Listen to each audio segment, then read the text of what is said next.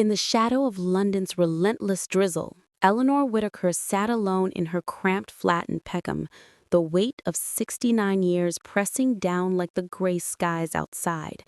It was a crisp autumn evening in 2023, the kind where the wind howled through the cracks in her window frames, carrying with it the distant rumble of the Overground trains.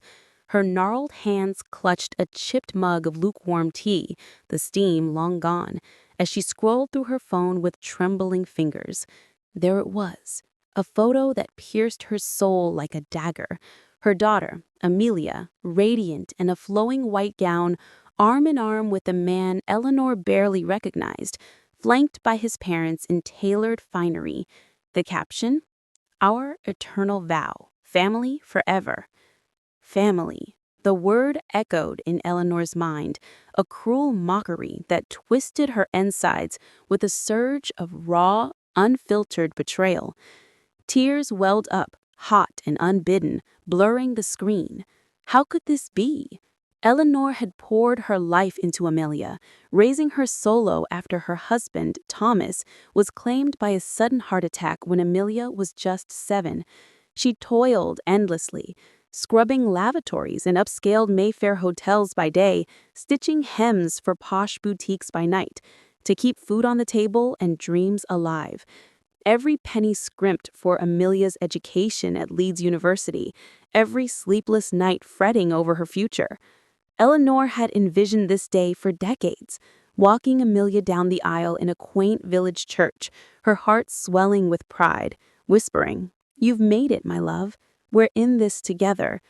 But now, discovered via a casual Facebook post, like some tabloid gossip, no invitation, no forewarning, no thought for the woman who'd sacrificed everything.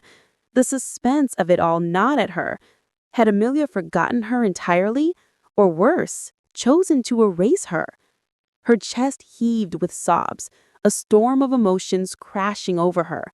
Grief for the lost bond, fury at the ingratitude, a deep-seated loneliness that clawed at her throat.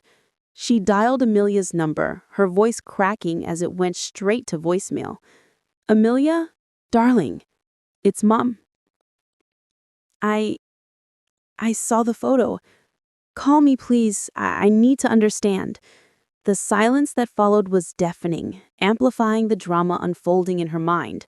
Hours ticked by, each one a torturous wait, her imagination running wild with scenarios. Amelia laughing with her new in-laws, toasting without a backward glance, or perhaps regretting it all, but too proud to admit it. Memories flooded in like a tidal wave, each one laced with poignant emotion. Amelia at 8, burning with fever from scarlet fever, Eleanor holding vigil by her bedside, foregoing sleep and meals, her back aching from extra shifts at the hotel to afford the medicines. "Mummy, when I'm big, you'll be at my wedding, right? Dancing with me all night?" Amelia had murmured, her small hand in Eleanor's. Or her 18th birthday party in the local pub hall, Eleanor pawning her wedding ring to hire a band, baking endless trays of scones and fairy cakes. "You're my hero, Mum," Amelia had cried, eyes sparkling with joy as they twirled under string lights. Those words now felt like ghosts, haunting Eleanor with what-ifs.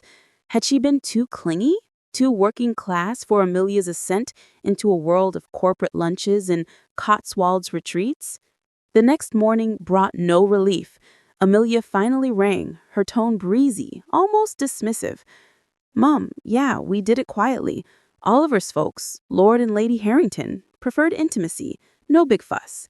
Eleanor's heart plummeted, a suspenseful dread building as she pressed. "But why not tell me? I'm your mom." A hesitant pause. "It happened fast. We'll have a proper do later." Later. The word ignited a firestorm of rage within Eleanor. After all the love, the sacrifices? Skipping her own doctor's appointment so Amelia could have new shoes for uni interviews? Enduring the snide glances from hotel guests as she mopped their messes?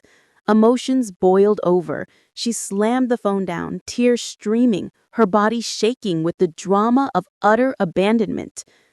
Days blurred into a haze of despair. Eleanor rummaged through dusty boxes in her loft, unearthing faded letters from Amelia's uni days. "Dearest Mum, I couldn't do this without you. One day we'll plan my wedding over tea and biscuits. Your dream dress for me." The paper crumpled in her fist as sobs racked her frame, a profound sadness mingling with simmering anger. How had her vibrant, loving girl become this stranger, married to Oliver Harrington, scion of old money, in a ceremony that screamed exclusion? Suspense mounted as Eleanor spotted more online posts. Honeymoon bliss in the Maldives, Amelia clinking glasses with the Harringtons, her laughter captured in pixels that excluded Eleanor entirely. In a fit of dramatic resolve, Eleanor drove through pouring rain to Amelia's sleek apartment in Chelsea, her old Fiat stuttering in protest. Heart pounding, she knocked, suspense thickening the air. Would they turn her away? Oliver answered, his polished accent dripping condescension. "Mrs. Whitaker, Amelia's out." But she pushed past, emotions exploding as Amelia returned, eyes widening in shock. "Mom, what are you—" "To why, Amelia, after everything I've given you?" Eleanor's voice broke, tears flowing freely. Amelia faltered. "The Harringtons thought you'd feel out of place.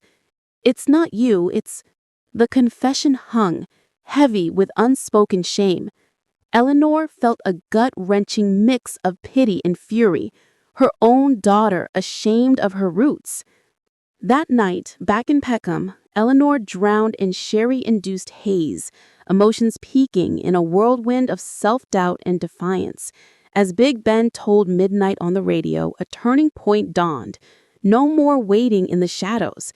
With dawn's first light, she grabbed a notebook, her hands steady for the first time in weeks. "Eleanor's new chapter," she scrawled. "First, finances. That secret savings account, fattened over years for Amelia's big day, now hers for reinvention. At the bank in Camberwell, the teller's admiration, 'You've built quite a fortune, ma'am,' sparked a flicker of pride amid the turmoil.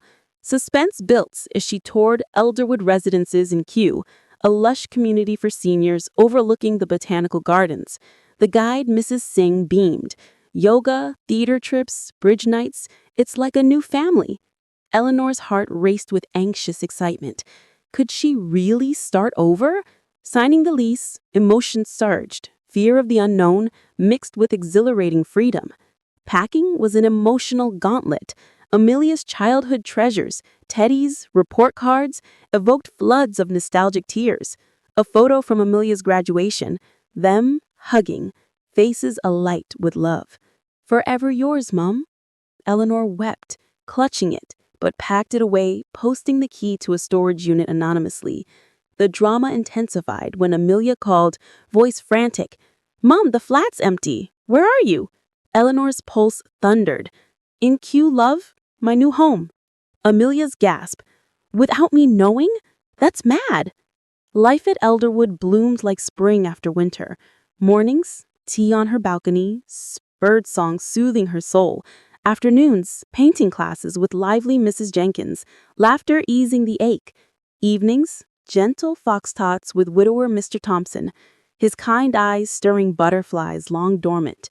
Emotions evolved. Guilt faded, replaced by joy's warm embrace. Yet suspense lingered when Amelia arrived unannounced, Oliver trailing, faces etched with contrived concern. "This place is fancy, Mum. The cost." Eleanor smiled serenely. "My savings, dear. The ones I hoarded for you." The climax erupted dramatically. Amelia broke down. "I was wrong, Mum. The Harringtons said you'd clash with their crowd. I was scared." Oliver shifted uncomfortably, the facade cracking. Eleanor's heart twisted in empathy, but resolve held. "You chose exclusion. Now I choose dignity." Suspense peaked. Would Amelia fight? She pleaded. "Let me make it right." Eleanor set terms. "Respect me as an equal or walk away." 6 months on, Eleanor flourishes. Amelia visits sporadically, remorse etching her features, their bond mending, thread by thread.